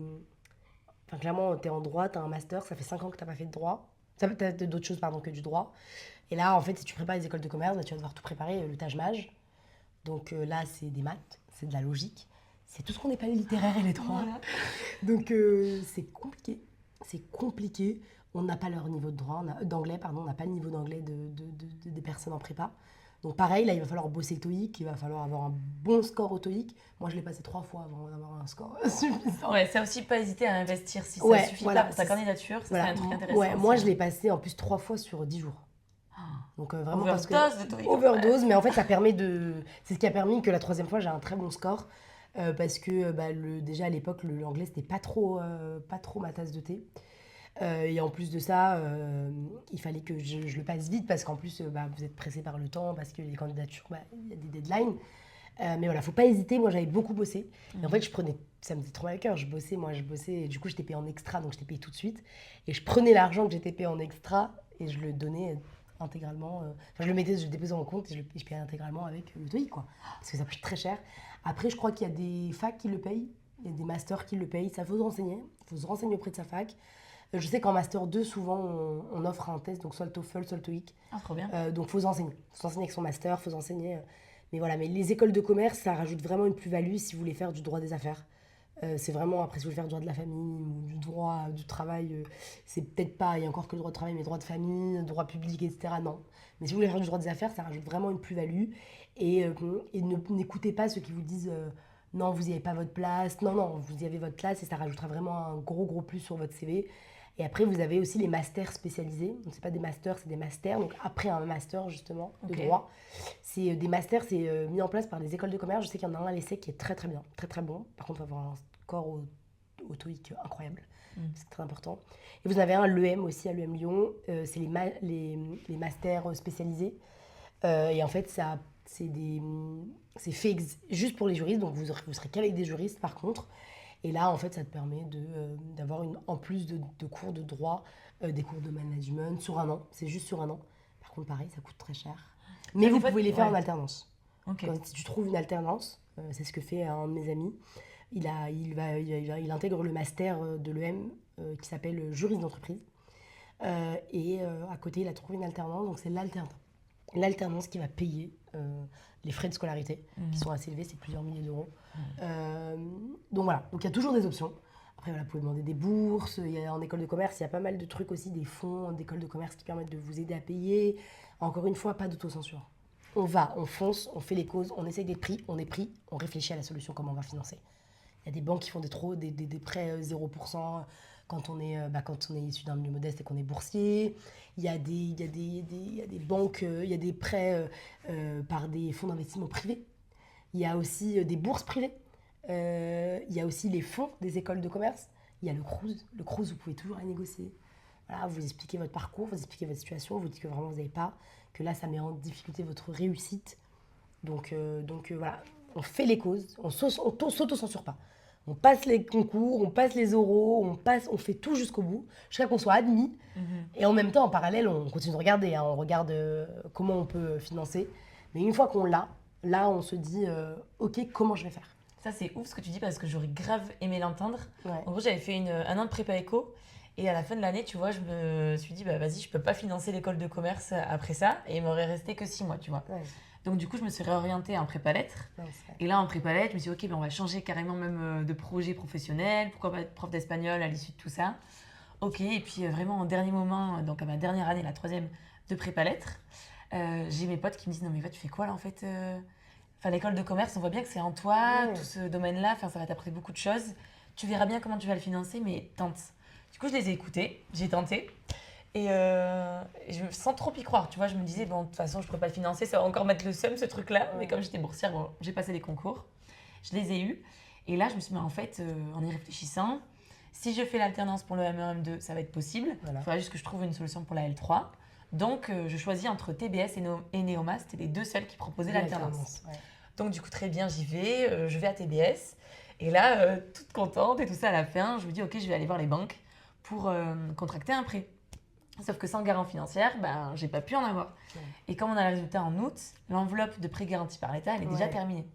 Et là, je me suis dit, punaise, comment je vais faire? Donc vraiment, je toquais à plein de banques, truc, machin. Et j'ai eu une chance inouïe, c'est que c'est mon prof de prépa qui s'est porté garant de mon prêt. Donc là, j'ai pu rentrer en école. Et au bout de quelques mois, j'ai pu candidater à un fonds justement de l'école de commerce où j'ai eu 3 000 €. Voilà. Après, une autre fondation privée, ça, il y en a plein, il faut vraiment chercher sur Internet, comme tu disais. Et là, j'ai eu 1 500 €. Ouais. Et après ça, j'ai fait l'alternance. Ouais. Donc pendant 2 ans, j'avais un salaire plus, il me payait mes frais de scolarité. Ouais, top, ça. Donc j'ai pu mettre de côté et rembourser le prêt. Donc voilà, si jamais c'est un truc qui vous inquiète, c'est tellement juste ce que tu dis. Non, et j'aurais trop eu besoin de l'entendre avant. C'est hyper important. On fait même de choisir ces écoles. Je trouve qu'il y a beaucoup. Moi, je discutais avec une dame qui a très bien réussi dans la vie. Aujourd'hui, elle est cadre dirigeante d'une des plus grosses boîtes. Elle est géniale, cette dame. Et elle me dit à l'époque, en fait, elle était en plus issue d'un milieu pas franchement modeste, mais plutôt ses parents qui n'avaient pas les moyens de lui payer son école parce elle était à peine boursière, je crois, ou peut-être même pas. Ça, c'est un peu bâtard. C'est ça, c'est un peu voilà. Mais ils avaient quand même pas les moyens de lui payer une école de commerce à 20 000 €. Là, les écoles de commerce, l'année, c'est 20 000 € quand même. Donc en fait, elle a choisi ses écoles de commerce en fonction de ceux qui proposaient une alternance. Ouais. Donc à l'époque, elle m'avait dit, il y avait l'ESCP, je crois, mais je crois que c'est même plus le cas. Neoma non, justement, elle avait été prise à l'ESCP et elle n'a pas été. Voilà, c'est ça. Il y avait Neoma et une autre. Du coup, certainement peut-être TBS déjà à l'époque. Et en fait, elle passe les concours, elle est en prépa, elle en plus. Elle passe les concours, elle est prise à l'ESCP. Elle est prise à Neoma. Elle est prise à l'EM. Et en fait, elle va à Neoma. Parce que justement, elle peut faire de l'alternance à Neoma. Et pas à l'ESCP et pas à l'EM. Donc en fait, elle se retrouve dans une école de commerce très bien, une bonne école de commerce, c'est une très bonne école de commerce, mais un peu moins bien que dans le classement, top 3 dans le classement. Ça donne pas accès après aux mêmes possibilités. Exactement. Bon, après, elle a très très bien réussi et je pense que pas de regret à avoir, mais je trouve ça dommage de aussi devoir choisir en fonction de celle qui propose une école de commerce, qui propose de l'alternance, pardon. Voilà, moi, je connais des gens qui ont fait des écoles de commerce et qui ont presque rien payé. Moi, je connais des gens qui ont fait des écoles de commerce et qui ont payé peut-être 2 000 € au lieu de 17 000 €, 18 000 €. Parce que voilà, il faut se renseigner, il ne faut pas hésiter à solliciter le Crous, il ne faut pas hésiter à solliciter. Ça passe ou ça casse, encore une fois. Qui ne tente rien n'a rien. Peut-être qu'on vous enverra balader, peut-être qu'on fermera la porte au nez, mais au moins vous aurez essayé. Ou peut-être qu'on vous donnera 800 €, 1 000 €, mais ça aide toujours. Mais cumuler, c'est clair. Cumuler, c'est ça. Il faut regarder les bourses privées, il ne faut pas se dire ah, mais là, il faut un projet de dingue, il faut pas avoir la flemme aussi. Il ne faut pas avoir la flemme. Ouais, il faut avoir la déterre jusqu'au bout. Il faut avoir la déterre. Et puis voilà, parce que si vous pouvez avoir une école, une très bonne école, faut pas vous dire, voilà, en général en M2, en plus tu peux toujours faire une alternance. C'est souvent le M1. Mais voilà, faut se dire, j'essaye, et puis je cherche, et puis je verrai bien, et puis je solliciterai le fonds de l'école aussi, parce que les écoles ont des fonds aussi qui permettent d'aider. Mais vraiment, penser réussite, penser le meilleur de ce que je peux faire, le meilleur de ce que je peux avoir. et pas le peu de ce que je peux me contenter ou ce que mon portefeuille me permet. Ouais, t'autorise à rêver en tout cas, c'est clair. Il faut aller plus loin. Les instituts aussi, les fondations, faut rêver tout grand. Ça. Et en parallèle, bien sûr, on va pas se cacher, on y vient. C'était les jobs étudiants. Toi, je sais que t'as bien taffé. Très fatiguée. Le MNE, pour moi, ça va être compliqué. Ah ouais, c'est clair. Mais justement, comment est-ce que tu as fait pour financer tes études? Voilà, raconte-moi un petit peu. Mais la fac, c'est gratuit. Donc ça, c'est cool. La fac, c'était gratuit. C'était, je crois que les frais de scolarité en master J, c'est 300 € à la Sorbonne. Et en licence à Nanterre, ils étaient à 250. Donc ce qui est bien à la fac, c'est vrai que c'est une bonne option. En tout cas, pour le droit, c'est génial parce que il n'y a pas meilleur ailleurs. Genre les écoles de droit, ça n'existe pas. Donc en fait, c'est le meilleur truc qui existe pour rien du tout, gratuit. Donc c'est trop bien. Donc en troisième année, en toute ma licence, j'ai rien payé. Par contre, vu que j'étais issue un peu d'un milieu un peu modeste, qu'on est 5 enfants, que ma mère, elle payait mes frères qui ont fait eux justement des écoles d'ingé, école de commerce, donc ce sont des écoles qui coûtent très cher. Je pouvais pas, en plus de ça, à chaque fois que je voulais sortir, voyager. Voilà, on arrive aussi dans un âge où on grandit, où on a des amis. Moi, j'avais des amis qui étaient un peu issus de, comme je disais tout à l'heure, il y avait une belle mixité, donc il y en a qui voyagent beaucoup. On a aussi envie de s'habiller, on grandit, on devient féminine. Sauf qu'on peut pas, moi je sais que ma mère, elle pouvait pas se permettre de me suivre dans toutes mes folies. Donc dès 16 ans, moi j'ai travaillé. Dès 16 ans, dès la première, le septembre de la première, moi je suis en fin d'année, donc j'avais 16 ans à l'époque. Je commençais à garder des enfants. Je faisais des sorties d'école, des sorties de centre de loisirs. Ensuite, dès que j'ai eu 17 ans, j'ai passé mon BAFA. Je trouve que c'est bien de passer le BAFA. Ça permet en fait, en plus, vu que vous avez les mêmes vacances scolaires que les enfants, ça permet de travailler sur les centres de loisirs pendant les vacances. Les centres de loisirs, c'est des horaires assez cool et c'est très bien payé. J'allais te dire le contraire. J'ai bossé aussi, j'ai eu mon BAFA, meuf, c'était 4,60 € de l'heure. En centre de loisirs. Centre de loisirs. Dans la ville à côté de chez moi. Moi, j'étais payée 500 € la semaine sur les vacances scolaires en faisant du lundi au vendredi, 8h, 18h tous les jours. 8h30, 18h30 tous les jours. Ah, punaise. Ouais, non, c'était vraiment que dalle. Et du coup, mais ça peut être très bien. Mais ça peut être très bien. À Paris, en tout cas, c'est très bien. À Paris, c'est assez bien payé. C'est entre 11 et 13 € de l'heure en fonction de la commune où tu vis. C'est dingue. Ouais. Donc c'est assez cool. Donc moi j'ai fait ça et en fait ça peut en plus vu que tu as les mêmes vacances que tu vois à Noël par exemple, les 2 semaines de Noël, je faisais 2 semaines au centre de loisirs. Pendant les vacances scolaires, moi j'avais qu'une semaine, du coup ça me permettait de faire une semaine où tu gagnes 500 € quand même, donc c'est pas négligeable. Et donc tout ça, vu que je travaillais depuis 16 ans, ça m'a permis de mettre beaucoup d'argent de côté. Et donc ça m'a permis de faire un échange, de partir. Un échange qui m'a coûté 12 000 € quand même.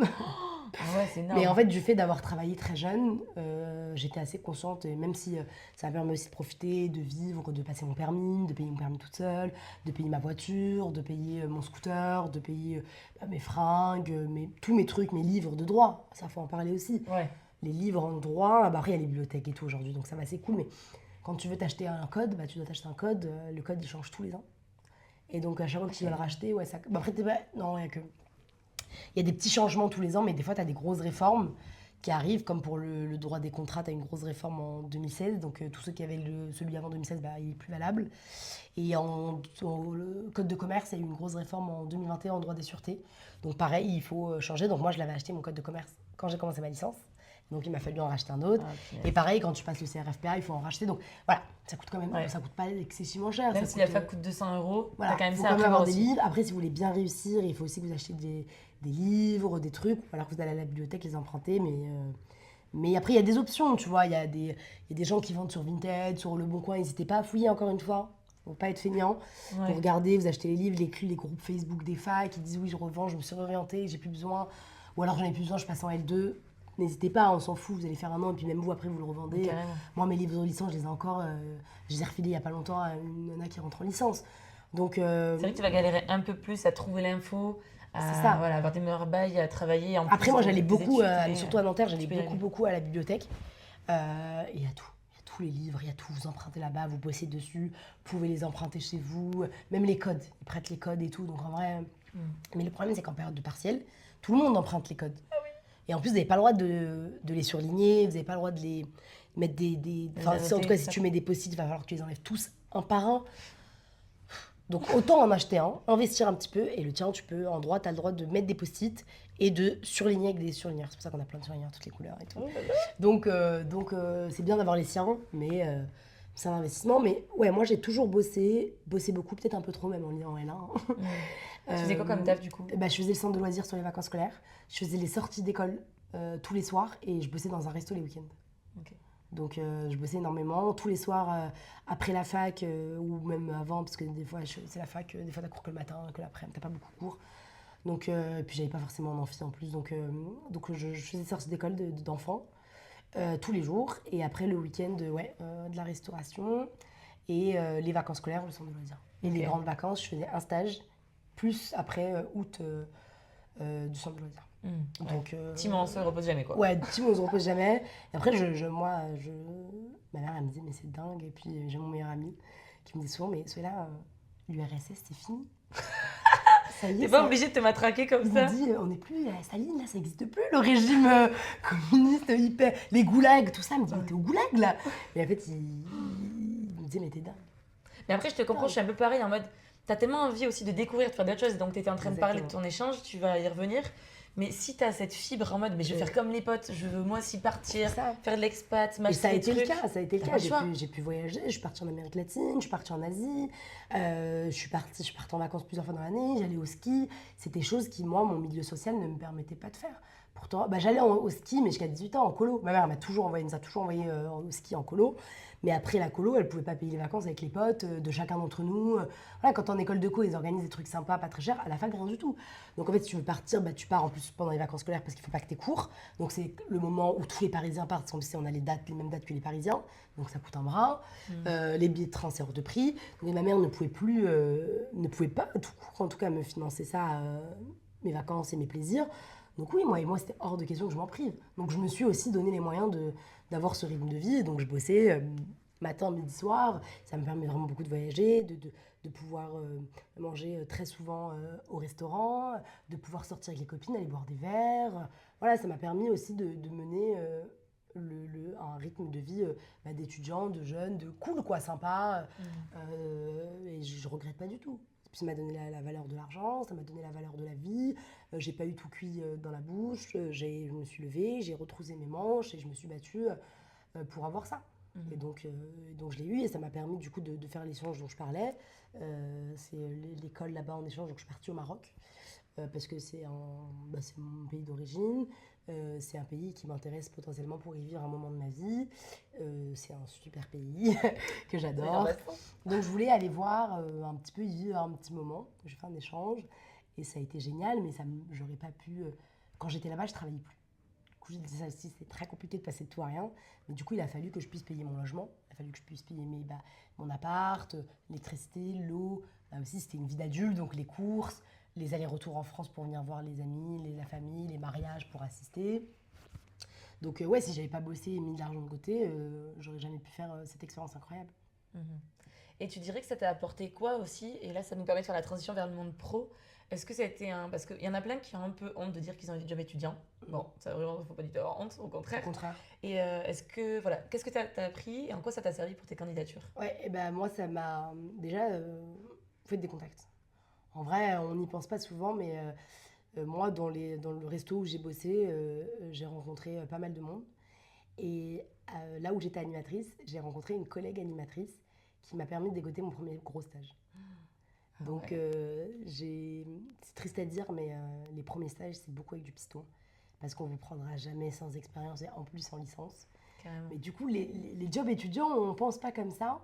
Mais déjà, ça permet d'avoir du réseau. Le réseau, c'est pas forcément les gros dirigeants des grosses boîtes. C'est aussi les grosses boîtes, les petits réseaux, les petites personnes qui vont connaître elles d'autres personnes, qui vont connaître d'autres personnes, qui comme ça vont faire passer vos CV. Ouais, c'est très intéressant parce que ça ne te sert pas forcément tout de suite. Mais oui, c'est ça. Ça peut être à long terme. Bien sûr. Ouais. Moi, j'ai rencontré en faisant du babysitting des parents qui étaient eux-mêmes avocats. Donc, qui m'ont donné beaucoup de conseils, qui m'ont donné aussi des contacts.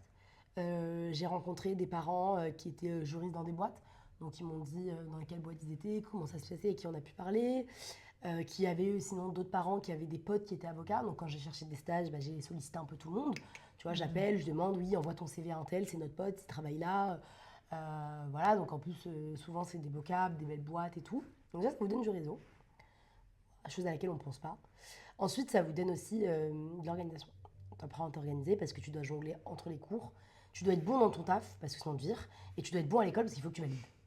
Tu vois, donc ça te permet aussi d'apprendre à être organisé. Ça t'apprend à te dépasser parce que des fois t'es crevé, des fois t'es ouais mais tu prends tes responsabilités, ça te donne en maturité. Et puis ça te permet de grandir, ça te permet de voir, de rencontrer du monde. Franchement, franchement, je vois pas. Le seul inconvénient, c'est d'avoir moins de temps. Au bout d'un moment, sinon tu fais comme moi et tu dors pas. Mais tu es obligé de sacrifier quelque chose. Soit tu sacrifies le sommeil. Une fois, j'ai vu quelque chose comme ça passer sur les réseaux et je trouvais ça très juste. Il dit quand tu es étudiant, soit tu sacrifies ton sommeil, soit tu sacrifies ta vie sociale, soit tu sacrifies tes études. Moi, je voulais réussir mes études et je voulais voir mes potes. Donc c'était hors de question parce que j'avais un job étudiant c'est-à-dire que je finissais des fois à 22h et j'allais boire un verre avec des copines ou j'allais dîner avec des copines alors que j'étais crevée et que j'étais debout depuis 7h du matin. Et je restais avec les copines jusqu'à minuit, 1h, tu vois. Parce que je voulais pas perdre ma vie sociale et que pour moi c'était hyper important, mais du coup je sacrifiais mon sommeil. Donc t'es obligé de faire un prorata comme ça, sacrifier quelque chose. Ou alors t'es plus raisonnable. mais ça, pour moi, il n'y a pas d'inconvénient, si ce n'est le manque de sommeil ou le manque de vie sociale, du coup que ça va créer. Carrément.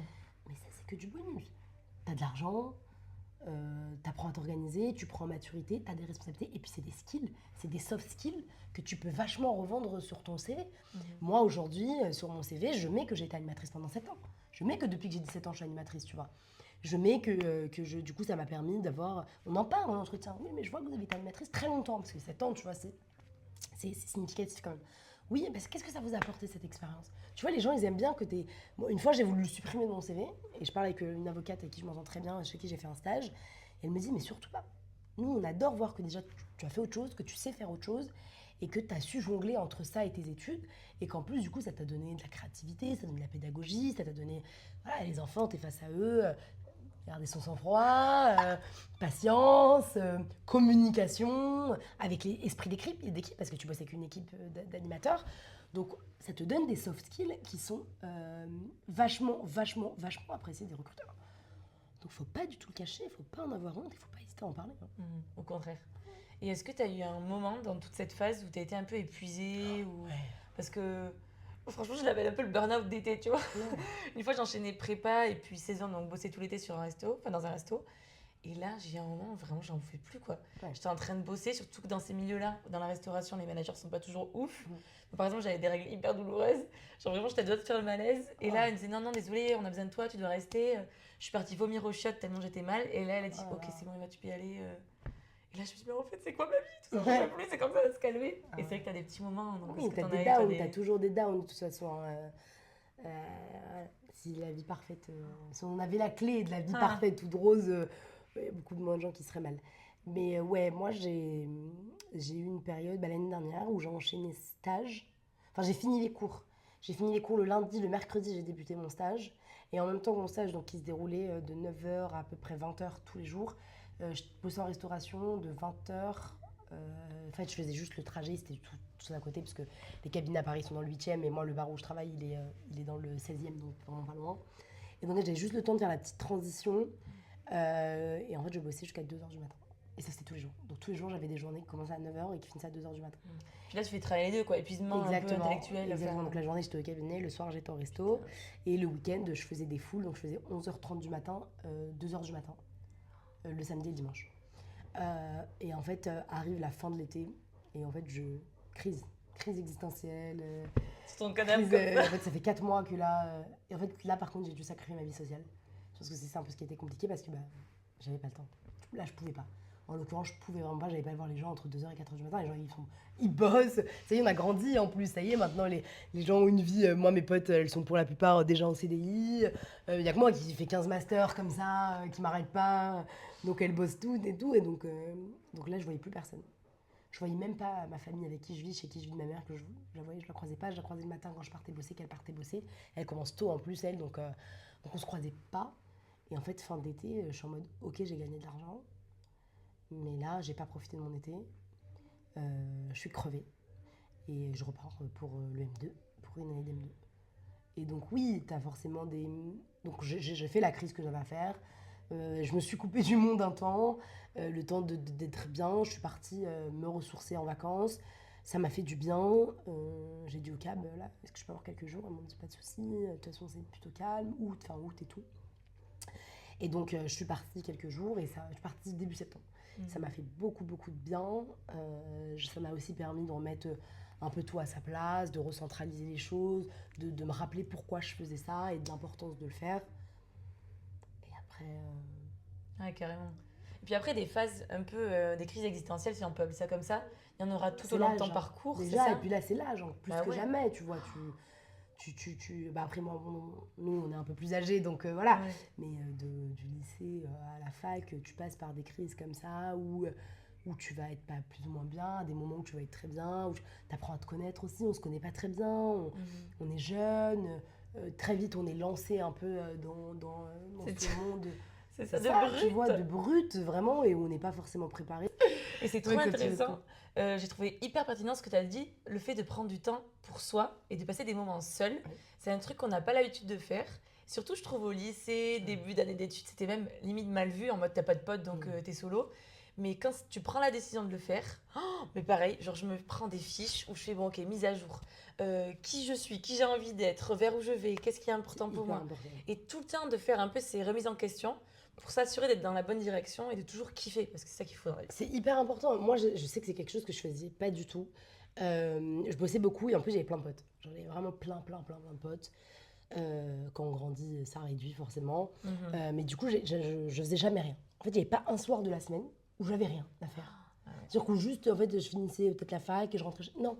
En fait, soit je travaillais, j'avais un babysitting jusque très tard le soir, soit je voyais des potes. Et ça, tous les soirs. Donc, en fait, le vendredi, le samedi, Et en fait, c'est pas une vie. Donc, soit j'avais des dîners avec des copines dans des restos, soit j'avais des verres avec des potes, soit j'avais des trucs organisés, soit babysitting. Et en fait, non. En fait, c'est quelque chose que je ne savais pas faire et qui s'apprend. Je faisais rien seule. Il y a aucune... Même le sport, j'y allais avec des copines. Ah ouais. Et en fait, je suis partie en échange. Et donc, je me suis retrouvée seule dans un pays à des milliers de kilomètres d'ici. Et où, en fait, je me suis rencontrée. Enchantée, soyez là. Oh là, vous êtes voilà. Chouette. Mais meuf, t'es trop cool. En fait, c'est bien d'être seule, tu vois. Et en fait, j'ai appris à ne rien faire. Et j'ai adoré ne rien faire. J'ai adoré passer des jours à vraiment rien faire, à regarder un film, lire un livre, faire des mots croisés. Enfin, vraiment, genre, rester chez moi et ne rien faire de... Genre, tu fais quoi? Bah, je suis chez moi, quoi, je chill. Je recharge les batteries. C'est ça, exactement. Et en fait, avant, c'était quelque chose que je ne savais pas faire. Et en fait, maintenant, je ne peux pas avoir des trucs tous les soirs. Ah ouais. Là, cette semaine, j'avais beaucoup de trucs. Pas possible. Genre là, ce soir, demain soir, j'ai rien. Demain, toute la journée, j'ai rien. Dimanche, toute la journée, j'ai rien. Parce que justement, j'ai besoin aussi de te retrouver. De me retrouver, de recharger les batteries, de prendre du temps pour moi. Et toute la semaine, je travaille. Donc, Et en fait, c'est hyper important de prendre du temps seul. Avant, même aller au ciné, je ne savais pas aller au ciné seul. Là, maintenant, je vais au cinéma, je prends en plaid, je jette des popcorn, je me pose. Paris, moi aussi, le petit bonheur. C'est ça, tu vois. De toute façon, le ciné, c'est vraiment, pour un seul endroit où vraiment tu peux aller seul, c'est le ciné. Bah ouais. Puis moi, les gens qui parlent, en plus, ça me saoule. Ouais. Donc vraiment, c'est... Voilà. Tu vois, donc en fait, c'est vraiment le seul endroit où tu... Et même ça, j'arrivais pas. Maintenant, j'ai besoin. Mais en fait, on a une espèce de peur de passer des moments seuls et d'aller seul dans des endroits, mais qui est infondé. Et en fait, t'as aussi le jugement des autres et tout, comment on te regarde et tout. Il est dans ta tête, il est carrément dans ta tête, personne ne te calcule. Ah ouais. Tu vois, ne serait-ce que manger au resto, maintenant, c'est un truc... Alors, je fais pas des restos, j'ai pas encore passé le cap de faire des vrais restos de dingue toute seule. Ça, je l'ai fait une fois et je trouve ça trop cool. Pour moi, tu savoures vraiment les aliments. Parce que quand tu papotes et tout, t'es pas focus sur la nourriture. Là... Mais je vais au café toute seule... Je prends un café, mon ordi, je bosse. Je vais au café des fois même sans ordi, genre juste prends un livre, je me pose. Ouais. Non mais c'est génial, en fait il faut prendre soin de soi comme ça. Oui, je vais au resto toute seule, si j'ai envie d'aller au resto, que personne n'est dispo. Avant j'y allais pas. Maintenant j'ai envie d'aller au resto, j'ai envie de manger dans ce resto, j'ai envie de tester ce resto aujourd'hui et pas dans une semaine. Bah, j'y vais, je prends mon petit vélo, j'y vais, je teste le resto et puis je mange et puis tu gagnes les gens, en liberté. Ils vous regardent, même si des fois il y a des gens qui regardent derrière. Tu vois, des fois t'as des Italiens, des trucs comme ça, c'est pas commun d'y aller seul, tu vois. Bah, il faut 15 minutes et puis après ils rentrent dans la discussion et puis ils passent à autre chose. Hein, donc, et je trouve que ces moments-là, ils sont hyper importants pour pour être bien, pour pouvoir aussi se retrouver, recharger ses batteries et pouvoir continuer à apprécier la présence des autres et que la présence des autres ne vienne pas juste une habitude, quoi. Ouais, quelque chose de pesant même sans s'en rendre compte. Mais on a dévié sur le développement personnel. J'adore en vrai. C'est aussi une des branches de débrief. Donc voilà. c'est parfait. Ah bon, bah voilà, Trop parfait, bien. on y est dedans. Et aussi vraiment sur l'affirmation de soi, je trouve que ça aide. Parce que je sais pas, rien que de choisir ton menu, de le commander, de parler, ça le fait. C'est des trucs tout cons, mais qui vont te servir à t'affirmer, quoi, être bien dans tes bottes.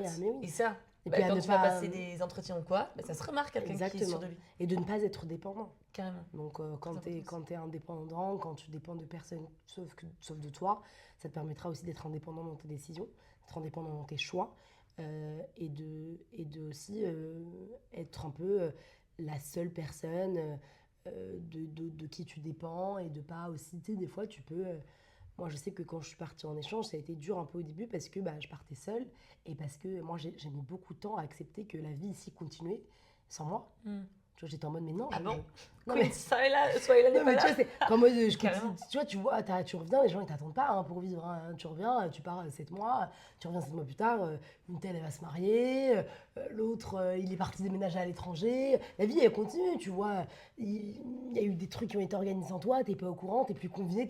Et après, tu vois, c'est. Alors que si j'étais pas revenue en dépendant que de moi, justement, en étant encore trop attachée à toutes ces choses, je pense que j'aurais très mal vécu le fait que c'est avancé, que ça ait continué à avancer sans moi, tu vois. Alors que là, j'étais en mode, mais vous avez avancé, moi aussi, et c'est ok, genre on se retrouve. Il y a des gens avec qui, malheureusement, ça ne matche plus, parce que t'es parti trop longtemps, parce que vous êtes devenus trop différents. Mais pareil, les échanges universitaires, le fait de pouvoir partir à l'étranger, c'est hyper important. T'en apprends beaucoup sur toi, tu grandis, tu te connais mieux, tu deviens hyper ouvert d'esprit. Moi, ça, je conseille aussi, c'est un des conseils que je donne. Si vous avez l'opportunité de faire des échanges au cours de votre cursus, et même si ce n'est pas le cas, prenez un an. Vous avez bossé toute votre vie. Vous avez bossé toute votre vie. Prenez 6 mois, ne serait-ce que 6 mois, entre votre fin d'études et votre démarrage de poste, pour voyager. Voyager, c'est la seule chose dans laquelle vous dépenserez votre argent, mais qui vous rendra plus riche. Ça et l'investissement. C'est tellement beau, waouh, j'achète. C'est vraiment hyper important. Genre vraiment, si vous avez l'opportunité, je sais que c'est pas tout le monde qui peut, c'est pas...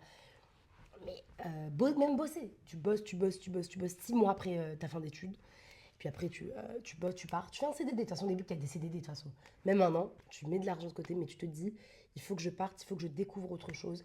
Parce que tu reviens tellement changé. Carrément. Tu n'es plus la même personne. T'es plus la même personne. Et justement, ça coque avec certaines personnes qui sont jamais parties. Moi, mes potes dont je suis le plus proche maintenant, c'est ceux qui sont partis. Parce que t'es sur la même longueur d'onde, parce que tu vois que t'es tellement plus ouverte d'esprit, t'es tellement... Moi, ma pote avec qui je suis le plus en accord maintenant, c'est une pote qui a vécu pendant très très très longtemps en Australie. Mais qui est partie toute seule comme ça sur un coup de tête. Et oui, aussi, ce que tu apprends, c'est à être hyper indépendante parce qu'en fait, pour la première fois de ta vie, tu vas partir loin de ta famille et tes amis. Et je trouve que vraiment, ce lien avec la famille qui... Il est dur. Tu t'es construit, tu vois, avec eux, ils te voient d'une certaine façon, tu as une identité avec eux. Ouais. Mais elle peut être quand même différente quand tu es avec un cercle qui est complètement différent. Bien sûr. Et ouais, le retour est parfois compliqué. Mais c'est ça, moi, la rupture est dure, mais le retour est dur aussi. Hein. Ouais. La rupture, nous, elle a été très dure. Vous savez que moi, je suis très fusionnelle avec mes frères. J'ai 4 frères, je suis très très fusionnelle. Ma mère, on est très très proches. Moi, elle a l'impression de venir me voir, j'étais pas très loin. Mais la rupture, elle est dure. La rupture, elle est très dure. Mais le retour, il est dur aussi. Hein. Moi, quand je suis retournée vivre chez moi, alors que j'avais habité pendant des mois et des mois seule, il a fallu retourner chez ma mère, avec mes frères, me réadapter aux règles. Parce que tu vois, t'es pas chez toi, enfin t'es chez toi, mais dans le sens où il y a des règles, ma mère, c'est celle qui établit ses règles de chez elle, donc plein de trucs bêtes, genre des trucs où... Ouais, tu vois, c'est un peu... Au début, c'est pas compliqué, hein. Les potes, pareil, t'as des potes qui sont jamais partis, qui comprennent pas. Toi, t'es là, t'es en mode... la vie est plus la même, ils sont en mode... Tranquille, qu'est-ce que tu racontes? Elle est perchée et tout. Et en fait, t'es juste en mode... Bon, toi, t'es plus mon ami. Toi, ça dégage. Mais ça, il faut faire un tri, il faut questionner un peu. Ah, mais moi, le tri, c'est fait tout ça. Ah, ouais. De toute façon, la distance, déjà, permet de faire un tri. Tu vois des gens qui sont magnifiquement là pour toi, qui... Incroyable, ça soude, mais ça a aussi des unis sur d'autres choses. Mais les échanges, en tout cas, et puis même, un autre truc, c'est que ça te permet de développer des soft skills, encore une fois, qui sont hyper appréciés par l'emploi. La langue, ça permet de t'améliorer, soit en anglais, soit en espagnol, soit... Peu importe la langue.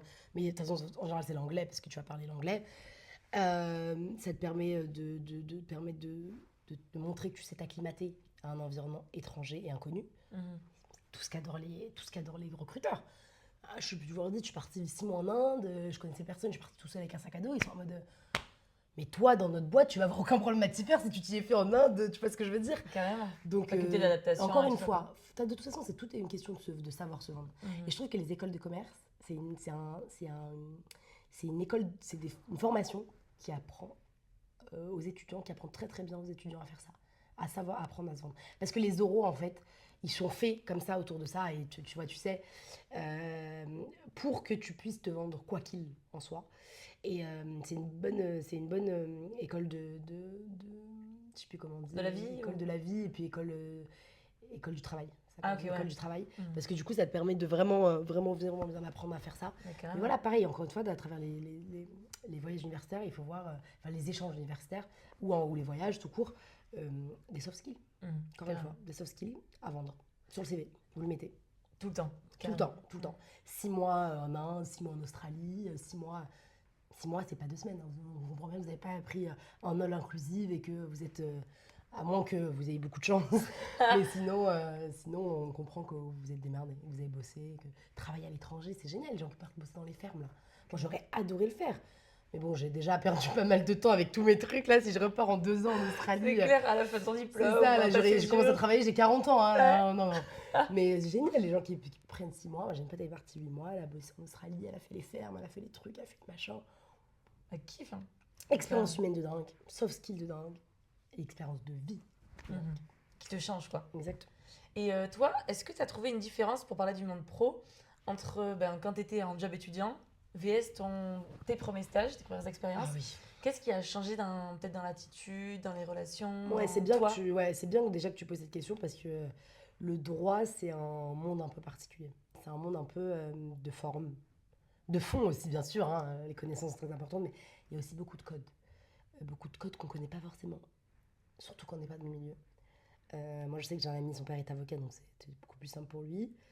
Mais quand tu viens pas du milieu, quand tu connais pas, c'est compliqué.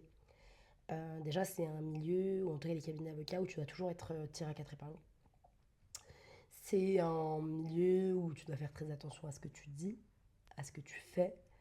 Il y a beaucoup de codes comme ça qu'il faut acquérir, qu'il faut connaître, qu'il faut maîtriser pour justement pas subir de situations gênantes. Donc ça, c'est à avoir à l'esprit quand vous allez faire des stages en cabinet d'avocat. Il faut bien vous comporter, vous venez habiller correctement. Il faut s'adapter aussi à l'esprit du cabinet. Tu as des cabinets maintenant un peu esprit start-up, où tout le monde se tutoie, où on vient en jean et tout. C'est encore une minorité, une extrême minorité. Hein. Moi, j'ai fait un seul câble où on se tutoyait. Sinon, il y a un truc en droit qui est vachement important, c'est la hiérarchie. Donc, on ne s'adresse pas à une collab comme on s'adresse à une associée. Il y a des statuts, on respecte ces statuts, et nous, on est stagiaires. Donc, nous, sur l'échelle, on est en bas.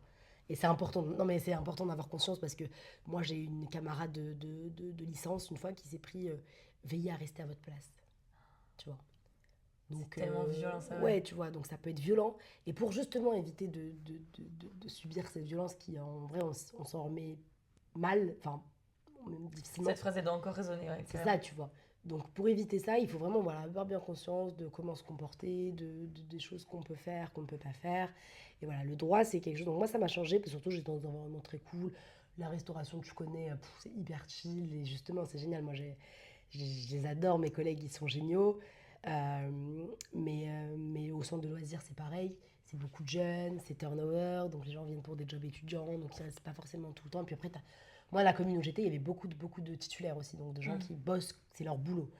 Et pas mal, 50-50.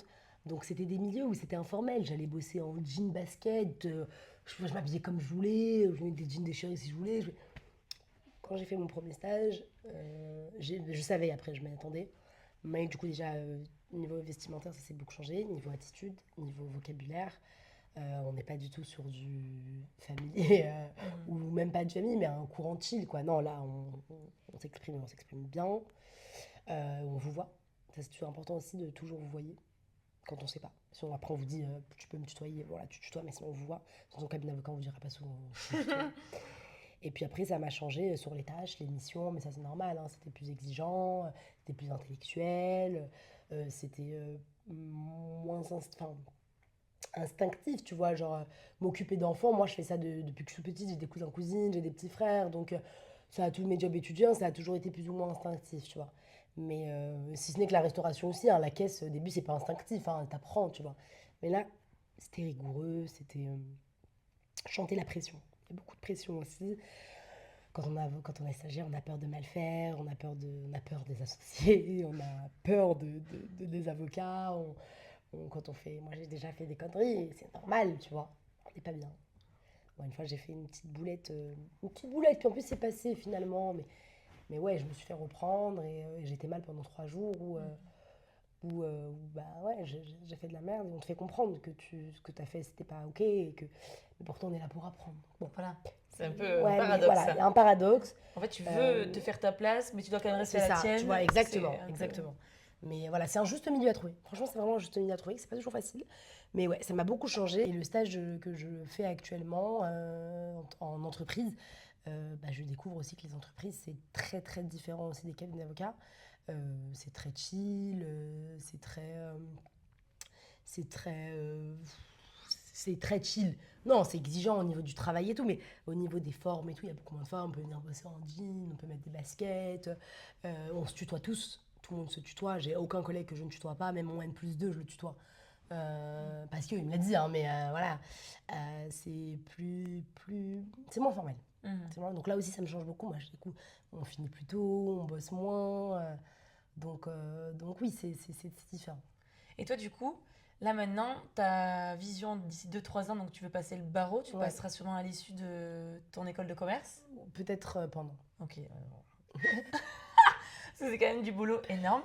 Et peut-être avant de continuer, c'est quoi la différence juste entre avocat et juriste? Parce que Oui, du coup, là, tu es juriste oui, maintenant. c'est ça. Mais et pourquoi? Oui. C'est quoi qui Alors, t'intéresse? bah, en fait, juriste, tu l'es dès que tu as une licence en droit. Ah, ok, une Donc, licence dès que en tu as droit. une licence en droit, tu es considéré comme juriste. Après, je pense qu'il n'y a personne qui va t'embaucher, peut-être en tant qu'assistante juridique. Mais en tant que juriste, tu pourras pas. Tout le monde demande un M2 en général. Et en fait, dès que tu finis ton master, et ben là, t'es vraiment, enfin, tu l'étais déjà, mais tu es juriste. Et là, tu peux bosser directement dans des entreprises. Donc, en fait, tu vas faire du droit au sein des entreprises. Et donc, tu vas pouvoir faire toutes les missions juridiques internes. Donc, ça peut être de la rédaction de contrats, ça peut être euh, des recherches juridiques pour les projets, ça peut être de la veille juridique, ça peut être ouais, des petites missions internes où tu vas faire du droit, mais dans l'entreprise. Donc là, tu es salarié euh, et tu n'as pas jamais passé le CRFPA, même si en vérité, quand tu es juriste avec le barreau, tu es mieux payé que quand tu es juriste sans barreau. Ok. Donc ça fait une petite plus-value. Avocat, ça veut dire que tu as un master, que tu as fait un master, à minima master 1. Mais là, avec la réforme, la nouvelle réforme là, qui passe, je sais pas si tu as entendu parler, avant tu pouvais être avocat avec juste un master 1. Maintenant, notre cher ministre de la Justice a réformé tout cela et tu ne pourras plus être avocat avec seulement un master 1. Il faudra nécessairement, pour obtenir le barreau, un master 2. Ok. Donc, initialement juste un master 1, maintenant un master 2. Tu passes un examen qui s'appelle le CRFPA, qui est un examen très difficile, euh, où il y a moins de la moitié qui a réussi, qui l'a en fait. Mhm. Et en fait, à l'issue de cet examen écrit de plusieurs matières, tu as plusieurs matières et tu les choisis en fonction de ta spécialité. Tu as un oral, si tu es admissible. D'abord, tu es admissible, soit tu l'es pas. Mhm. Si tu es admissible, tu passes le grand oral. Donc là, c'est un oral où on te parle, on te pose beaucoup de questions, etc., de droit. Et ensuite, si tu as cet oral, tu intègres l'école d'avocat. Donc l'école d'avocat, ça se passe en 18 mois. C'est 2 stages de 6 mois et 6 mois, entre 4 et 6 mois de cours en fonction de l'école d'avocat dans laquelle tu es. L'école d'avocat des facs parisiennes, c'est l'EFB. L'école d'avocat des facs en banlieue, c'est l'EDAC. Et après, en fonction de chaque ville, chaque truc, chacun a son école d'avocat. Et en fonction de l'école d'avocat, tu fais entre 4 et 6 mois de cours. Ensuite, à l'issue de ces 4 et 6 mois de ces 2 mois de stage, donc tu fais un premier stage, tu n'as pas le droit de le faire en cabinet d'avocat. Tu es obligé de découvrir autre chose. Donc, soit en juridiction, soit enfin, pour le FB, hein, je parle, hein, après, Mhm. je sais pas. Soit en cabinet, soit en juridiction, soit en direction juridique dans une entreprise, soit un stage en cabinet d'avocat, mais à l'étranger. Tu n'as pas le droit de faire un stage en France en cabinet d'avocat. Ensuite, tu as un deuxième stage de 6 mois qui s'appelle le stage final. Et donc là, c'est tes 6 derniers mois. Et donc là, tu fais un stage en cabinet d'avocat de 6 mois et qui normalement aboutit, quand ça se passe bien, sur une collab. Donc tu restes dans le cabinet après en tant qu'avocat. Et tu as 6 mois de cours où là, tu apprends, en fonction des matières que tu choisis, tu as des cours. Et à l'issue de tout cela, tu as un examen qui s'appelle le CAPA, où tu dois, je crois, avoir 10 pour le réussir. Et donc, bon, il y a 98% de réussite, je crois, 87 si je dis pas de bêtises. Donc, voilà. Le plus dur, c'est vraiment le CRFP, pour y rentrer. Une fois que tu y es, c'est comme les écoles de commerce. Le plus dur, c'est d'y rentrer. Carrément. Et donc, les CAPA, et puis ensuite, les CAPA, tu deviens avocat. Ça y est, tu es avocat. Et donc, tu prêtes serment. Et là, tu espères avoir une collab. Et là, tu deviens avocat. Et en fait, avocat, tu vas justement... en fait, tu es indépendant. Donc, tu n'es pas salarié. Même si tu travailles dans un cabinet d'avocat, tu n'es pas salarié. En France, tous les la plupart, il y a très peu de salariés, il y a très peu d'avocats salariés. C'est vraiment très, très, très peu. Les avocats sont une profession libérale. Donc avec tout ce qui s'implique, c'est pour ça qu'il faut en avoir conscience, c'est qu'il ne faut pas faire du droit pour l'argent, parce que du coup tu as une profession libérale, tu as pas mal de charges, tu as aussi les charges du barreau qui s'appliquent, l'assurance du barreau et tout. Et donc en fait l'avocat, contrairement au juriste, il va donner des conseils aux entreprises, mais il est indépendant. C'est-à-dire qu'en fait là il va pouvoir, déjà il est indépendant, il a aussi une responsabilité, en fait, il va pouvoir faire plus de choses par rapport au juriste qui est assez limité dans sa pratique. Le juriste, il va juste pratiquer au sein de sa boîte. L'avocat, il va avoir plusieurs clients, il va pouvoir il va pouvoir conseiller plusieurs entreprises et il va pouvoir faire vraiment plus de choses, avoir une plus large palette d'actions et d'actes à pouvoir effectuer. Et parfois, tu as plein d'actes où il faut passer par des avocats, où c'est obligatoire. Donc la profession d'avocat, elle est...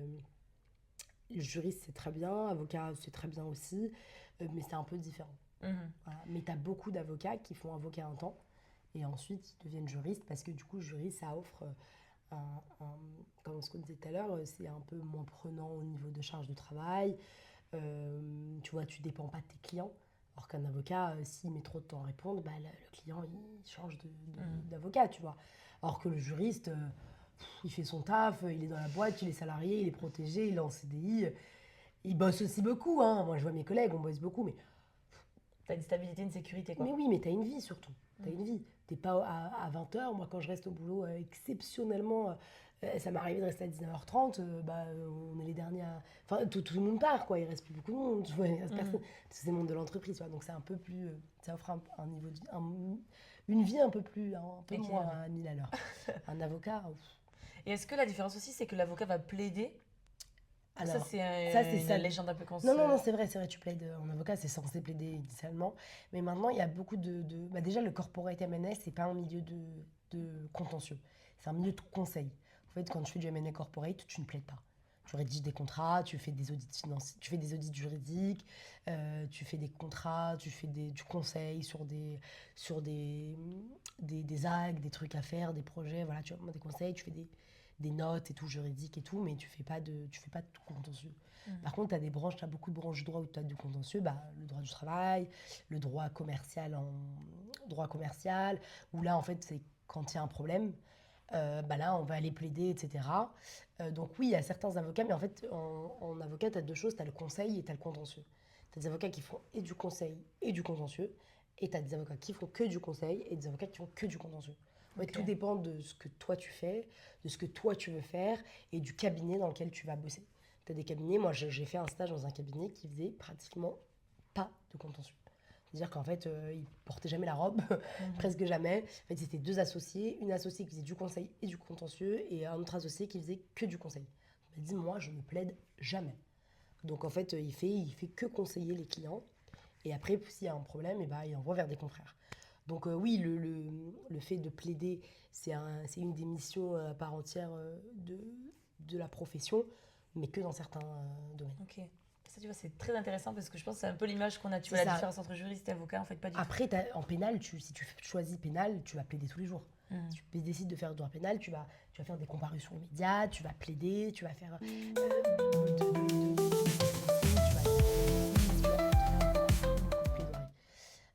si tu choisis la branche du droit des affaires, il se peut que tu fasses plus de conseils que de contentieux. Droit de la famille, tout dépend. Si tu fais de la succession, tu vas tendance à faire plus de conseils. Si tu fais des divorces, voilà, tu vas plus plaider, tu vois. C'est vraiment, tout dépend du domaine que tu choisis. Et si vous, ce que vous aimez, ce que vous voulez retrouver dans le métier d'avocat, c'est le fait de plaider, dans ce cas, je pense qu'il faut plutôt choisir sa spécialité en fonction de ça. Parce que si tu choisis une branche où on plaide, si tu fais du M&A corporate, je suis désolée, tu vas être très malheureux dans ton métier, quoi. Si tu comptes tu as fait tout ça pour plaider, que tu fais du M&A corpo, du corpo M&A, tu vas être un peu triste. Mais par contre, si tu fais du droit commercial, ouais, moi j'avais une collègue dans un cab, une avocate qui faisait du droit commercial, elle plaidait 2-3 fois par semaine, quoi. Elle était allez, j'abuse. Mais elle était au tribunal peut-être 2 fois par semaine, donc ce qui est déjà pas mal. Elle avait pas mal d'affaires. Je suis partie avec elle assister à des audiences. C'est hyper intéressant. Moi, j'adore, je trouve ça génial. Mais après, il y a une branche où on plaide aussi beaucoup, c'est l'arbitrage. Ça, faut regarder, c'est une branche géniale du droit. Enfin, c'est de la justice privée, justement. Mais ça, renseignez-vous si vous aimez aussi l'arbitrage, c'est génial. Génial, génial. Ok, Voilà. trop bien. On arrive sur la fin de l'interview, donc j'ai 2 petites questions pour terminer. Dis-moi. La première, si tu veux regarder du coup cette caméra, Ok. est adressée à la petite Sohaila de 10 ans, et qu'est-ce que tu lui dirais? Qu'est-ce que je lui dirais? Je lui dirais qu'il ne faut jamais baisser les bras, qu'il faut pas s'auto-censurer, ce que je disais encore une fois, hein, je me dirais la même chose, ne t'auto-censure jamais. Prends les conseils, parce que tu en auras des bons, tu en auras des moins bons. Prends-les, mais n'en fais pas une vérité générale. Aussi, fais preuve d'un libre arbitre, prends plusieurs conseils et fais preuve aussi de, Discernement. de discernement pour prendre tes décisions. Et puis, renseigne-toi.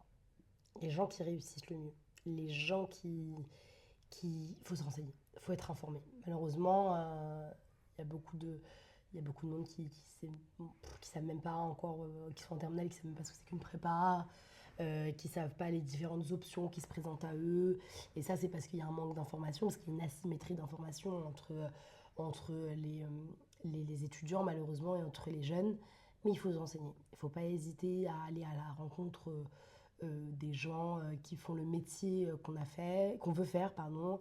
Il ne faut pas hésiter à chercher, il ne faut pas hésiter à regarder, à vraiment regarder le métier qu'on veut et aller chercher les gens qui font ce métier-là pour les contacter, pour leur demander, aller dans les salons, aller...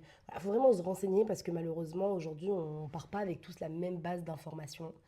On part pas, en fait, il y en a, ils sont déjà 100 mètres plus loin sur la ligne de départ. Et donc, ces informations-là, on pense que c'est rien, mais c'est hyper important. Je parlais tout à l'heure de la dame qui a fait l'école Néoma au lieu de faire à l'ESCP parce elle devait faire de l'alternance et parce qu'elle n'avait pas de moyens financiers. Si elle savait qu'il y avait des fonds d'investissement privés qui étaient prêts à prêter plusieurs milliers d'euros sans garant et à 0%, je pense que ça aurait changé peut-être son choix. Donc voilà, renseignez-vous, n'hésitez pas voilà, qui ne tente rien à rien encore, hein, faut rester très poli, très courtois, etc. Mais n'hésitez pas à solliciter les gens, voilà, à leur dire bonjour, votre métier m'intéresse, j'aimerais. On vous répondra. Les avocats, ils vous répondront peut-être pas. Les juristes, ils vous répondront peut-être pas. Les métiers que vous voulez faire, les gens qui font ces métiers-là, vous répondront peut-être pas, mais peut-être qu'un jour vous tomberez sur quelqu'un qui va vous répondre ou qui s'y connaît. Voilà. Après, il y a des assos aussi pour ça. Je pense en l'occurrence à Article 1. Qui est une très très bonne asso qui vous met en contact avec des mentors. Il y a aussi Capital Phi pour les filles. C'est une super asso dans laquelle je vais devenir marraine en plus parce que je trouve ça génial. En fait, chaque marraine se voit octroyer une filleule. Et en fait, elle la conseille, elle lui dit un peu ses projets. Et puis, elle lui permet un peu de... Parce que voilà, moi, même si par exemple je ne fais pas de finance, je sais en finance comment ça se passe.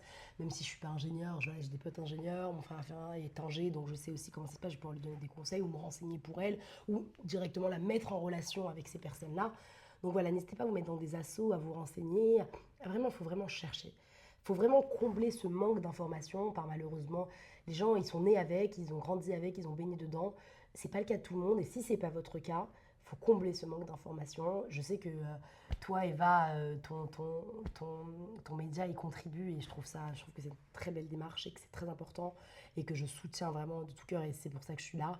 Mais voilà, faut pas hésiter. Je pense que les trucs, les médias comme ça, faut pas hésiter à les solliciter. Je pense que les gens peuvent t'écrire, te demander que c'est fait pour ça. Donc voilà, fouillez, cherchez, ne soyez pas feignants, n'ayez pas froid aux yeux et vous réussirez. Trop beau! Eh bien, écoute, c'est sur ces très belles paroles qu'on va terminer cette interview. Merci pour ton temps, merci pour toutes les infos que tu nous as données. Merci de m'avoir convié à cette interview et avec grand plaisir. Et voilà, si tu reçois des messages de personnes qui sont intéressées, bon, je suis pas encore avocate, hein, mais qui sont intéressées par les études de droit, qui sont intéressées par le poste de juriste, qui sont intéressées, ou même juste qui veulent en savoir plus, n'hésite pas, tu peux donner mon contact. Il n'y a aucun souci. Je vous redirigerai vers Souhaïla. Voilà. J'espère que ça vous a plu. Et d'ailleurs, si vous avez encore des questions, même vous pouvez les mettre en bas en commentaire. Comme ça, on les verra en direct. Voilà. On pourra même organiser un petit live. On verra comment ça évolue. Ça marche, il y a beaucoup de questions avec grand plaisir. Dites-nous si un live, ça vous intéresserait d'ailleurs. Et voilà, je vous souhaite une très très belle journée, matinée, je ne sais pas. En tout cas, bon courage pour la suite. J'espère que cette vidéo vous aura plu. N'hésitez pas à nous le faire savoir, à vous abonner aussi pour ne pas louper la prochaine. Très important. C'est super important. Et la cloche. Et la cloche. Vous mettez la cloche. Et sinon, on vous dit à bientôt. Ciao.